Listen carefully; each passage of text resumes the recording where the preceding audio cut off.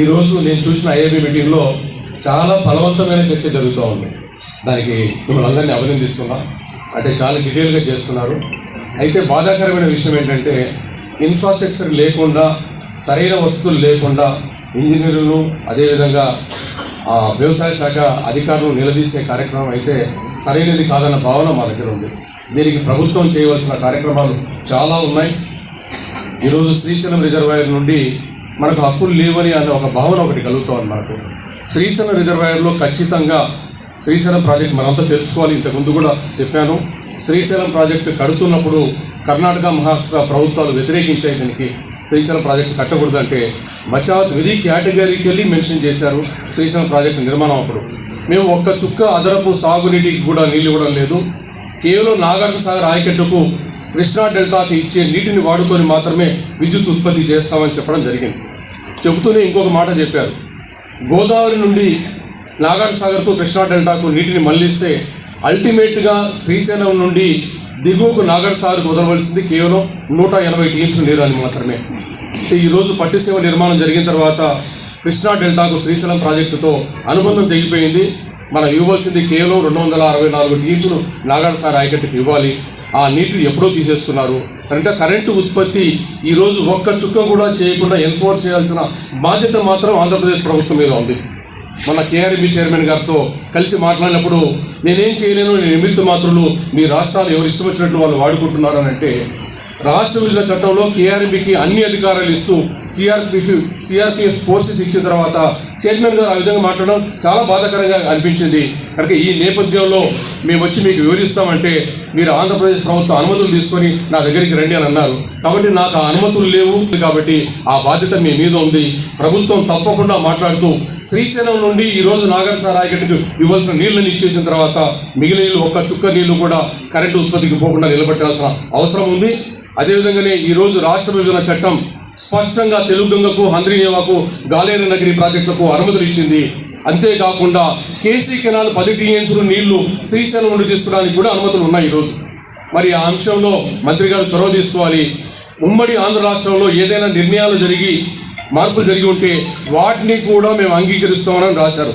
అంటే కేసీ కెనాల్కి సంబంధించిన 10 టీఎంసీల నీళ్లు అనంతపూర్కు హెచ్ఎల్సీకి ఇవ్వడానికి మనం నిర్ణయం తీసుకున్నప్పుడు 10 టీఎంసీలు శ్రీశైలం నుండి తీసుకోవద్దనే ఇంటర్నల్ అడ్జస్ట్మెంట్ కూడా రాష్ట్ర బడ్జెట్ అనుమతులు ఇచ్చింది. వీటన్నిటిని కూడా అనుమతులు తీసుకొచ్చే దిశగా చేపట్టాలని చెప్పి రెండో విషయం మంత్రి గారు, ఎమ్మెల్యే గారు, ఆర్లగడ్డ ఎమ్మెల్యే గారు మాట్లాడుతూ చాలా మంచి మాట చెప్పారు. అంతా వరే వేసుకుంటారు, ముఖ్యమంత్రి గారి వరి వేయడంటే ప్రభుత్వాల మీద చాలా బాధ్యత ఉంది. ఎవరిని బలవంతంగా ఏ పంటలో ఆపించలేము. వాళ్ళు వేరే పంట, వరి కంటే ఇంకో పంట లాభం వస్తుందంటే ఆ పంట దిశగా పోయే కార్యక్రమం ప్రభుత్వాలు చేయాల్సిన అవసరం ఉంది. దీనికోసం ఆ నేపథ్యంలో దీని మీద చాలా డిబేట్ జరగవలసి ఉంది. మంత్రి గారిని, కలెక్టర్ గారిని ఒక్కసారి ఇరిగేషన్ డిపార్ట్మెంట్తో మంత్రులతో కూర్చుంటే దాని మీద ఒక సుదీర్ఘమైన చర్చ చేసుకోవాలి. రైతులకు లాభసాటిగా ఆరుతడి పైర్లు వచ్చేలాగా చేసుకుంటే మనం తప్పకుండా అటువైపు మలుతారు. ఈరోజు మొక్కజొన్న పండి ఆరుతడి పైరుగా చేస్తున్న మొక్కజొన్న కొనే నాదులు లేడు. ఈరోజు మినుము పండించుకుంటే కొనే నాదులు లేడు. మినుముకు 10 రోజుల ముందు నీళ్లు వదిలింటే పంట దిగుబడి ఎక్కువ వచ్చేది. కేసీ కెనాల్ నుండి నీళ్లు వదలకపోయాం. ఇలాంటి కార్యక్రమాలన్నీ జరుగుతున్న నేపథ్యంలో అంతో ఎంతో పంట పండుతూ లాభం వచ్చేది వరి కాబట్టి ఆ దిశగా మలుతున్న సందర్భంలో రైతులకు వరి కంటే వేరే పంటలు లాభం వస్తుందనే దిశగా ప్రభుత్వం కార్యాచరణ చేస్తే మీరు ఏ రైతులు బలవంతం పెట్టాల్సిన అవసరం లేదు. వాళ్ళే అటువైపు పోతారు, ఆ లాభం వచ్చే దిశగా పోతారని తెలియజేసుకుంటూ మూడో కీలకమైన అంశం, ఈరోజు ఆ సార్ని అడిగారు 2000 క్యూసెక్కులు నేను ఇస్తానని చెప్పి, ఎక్కడ డిస్ట్రిబ్యూటర్స్ లేకుండా నీళ్లు పారకుండా ఏం చేసుకుంటాం మనం దీంట్లో. కనుక ఈ నేపథ్యంలో ఒక చిన్న విషయం మీకు చెప్పదలుచుకున్నాము.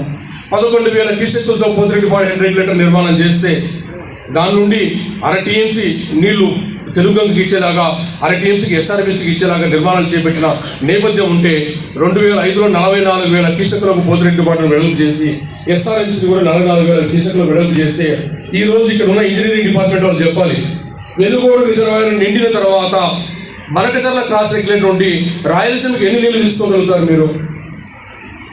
14,000 క్యూసెక్కులకు మించి నీళ్లు తీసుకోలేని పరిస్థితి ఉంది. 14,000 క్యూసెక్కులు ఎస్ఆర్ఎంసీని వెడల్పు చేసి ఉపయోగం ఏముంది? ఆ 30,000 క్యూసెక్కులను నిప్రవాహంలోకి పడేసి నంద్యాలలో వరదలు సృష్టిస్తున్నారు. మరి ఈరోజు ముఖ్యమంత్రి గారు చెప్తున్నారంటున్నారు, వరి పండించొద్దు, ఈ ఆరుతడి పైరు పండించంటే, ఆరుతడి పైరు పండించాలంటే ఎస్ఆర్బీసీలోకి నీళ్లు పోవాలి, గండికోటలోకి నీళ్లు పోవాలి, గండికోట నుండి పంట పొలాలకు పోవాలి, బ్రహ్మసాగర్ నుండి పంట పొలాలకు పోవాలి. ఇప్పుడు మన అన్న అడిగారు మా కడప జిల్లాలో నీళ్ళు ఎందుకు పోతాయని. రిజర్వాయర్ నిండా నీళ్లు ఉన్నాయి బ్రహ్మసాగర్లో. ఎందుకు ఉన్నాయి? 150 రోజులు పడుతుంది కాబట్టి బ్రహ్మసాగర్లో నీళ్లు ఉన్నాయి. అదే 30 రోజులు పడుతుంటే బ్రహ్మసాగర్లోకి నీళ్లు పోయేవా?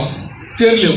మరి చేరిన నీళ్ళు ఈరోజు పంట పొలాలకు 1,75,000 ఎకరాల్లో 30,000 ఎకరాలకు కూడా పంట పొలాలకు నీళ్లు పోకుండా ఉంటే ఇరిగేషన్ డిపార్ట్మెంట్ ఏం చేస్తుంది, లేదా వ్యవసాయ శాఖ ఏం చేస్తుంది? అక్కడ అది చేయవలసినంత కూడా ప్రభుత్వం పంటకాలం చేసే కార్యక్రమం చేయాలి.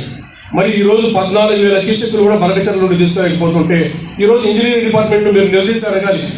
మరకచర్ల క్రాస్ రెగ్యులేటర్ నుండి గోల్కొండ రిజర్వాయర్ వరకు 22,000 క్యూసెక్కులు పోవాల్సి ఉంటే 10,000 క్యూసెక్కులు ఎందుకు పోతుంది? 22,000 క్యూసెక్కులు ఎందుకు పోవడం లేదనంటే అక్కడ నీటి వందనలు, కేసీ కెనాల్ నీరు అటువైపు నుండి ఈ కేసీ ఎస్ఆర్బిసి కాలం దాటి వదిలిపోయే చోట అక్వాడక్ట్లు అంటారు, దాన్ని తెలుగులో అర్థం చేసుకోవడం కోసం నీటి వందనలు నిర్మించకుండా గడ్డలు అలాగే వదిలేయడం వల్ల 10,000 క్యూసెక్కులు కూడా నీళ్లు పారడం లేదు. కలెక్టర్ గారి దృష్టికి దాన్ని తీసుకెళ్ళాం. రైతులంతా మునిగిపోతున్నారు. అక్కడ 22,000 క్యూసెక్కులు చేయకుండా నీళ్లు పారకుండా ఉన్న సందర్భంలో మరి ప్రభుత్వం ఎందుకు ఆలోచిస్తుందో తెలియదు. వారికి కొన్ని పత్రికలు బ్రహ్మాండంగా రాస్తున్నాయి. హంద్రీ నివాలో చివరి ఆయకట్టు వరకు నీళ్లు చేరుతున్నాయి, గాలేరు నగర్లో చివరి ఆయకట్టు వరకు నీళ్లు చేరుతున్నాయి, అన్నీ బాగున్నాయి. ఇప్పుడు చేయవలసిన కార్యక్రమం అంతా ఒకటి ఏంటది? కుందు నదిని వెడల్పు చేసి నీళ్ళన్నీ నెల్లూరు తీసుకుపోవాలి. అంటే ఇంత దుర్మార్గమైన చర్యలు 22,000 క్యూసెక్కులు పోవాల్సిన చోట 10,000 క్యూసెక్కులు నీళ్లు పారుతున్నా, మరకచర్ల దగ్గర 44,000 బదులు 14,000 తీసుకునే పరిస్థితి ఉన్నా అవన్నీ నిర్మాణం చేయకుండా మన ఇంజనీర్ల మీద ఎంత ఒత్తిడి పెంచినా, లేదా వ్యవసాయ శాఖ అధికారుల మీద ఎంత ఒత్తిడి పెంచినా నేల విడిచి కరసాము చేసినట్టుగా అవుతుంది. కాబట్టి ఈ విషయాలన్నీ సుదీర్ఘంగా చర్చ చేసుకోవాలనుకుంటే ఇంటర్నల్గా ఒక మీటింగ్ ఇంజనీర్లతో, అదేవిధంగా వ్యవసాయ శాఖలతో, అదేవిధంగా ప్రోగ్రెసివ్ ఫార్మర్స్తో కూడా ఒక మీటింగ్ ఏర్పాటు చేయాలి. దాని మీద సుదీర్ఘమైన చర్చ చేయాలని చెప్పి కోరుకుంటూ ఈ అవకాశం ఇచ్చిన మీకు అందరికీ ధన్యవాదాలు తెలియజేస్తున్నాను. Thank you.